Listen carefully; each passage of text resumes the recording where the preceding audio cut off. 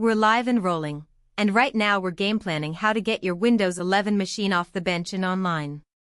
Think of this like drawing up a play. First move, we head to the bottom right corner of your screen. See that little network icon, maybe a wireless signal, maybe a globe? Click it, and boom, your quick settings panel pops up like a scoreboard lighting up. Next, we're checking if Wi-Fi is actually in the lineup. Find the button labeled Wi-Fi. If it's dim or says off, that's a player on the sideline.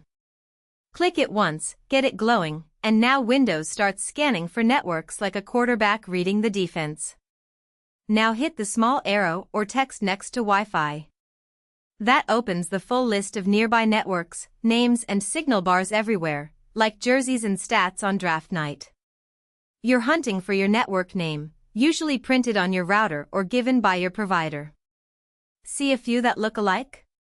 Take a second, double-check, then click your exact one. Time to connect. Tap Connect, and you get a password box. This is crunch time. Type it carefully, watch those capitals and numbers, then click Next or Connect again. After a short pause, you should see a solid Wi-Fi symbol in that corner. Fire up your browser, hit any website, and if it loads, you've just scored online, because a connected computer always plays to win.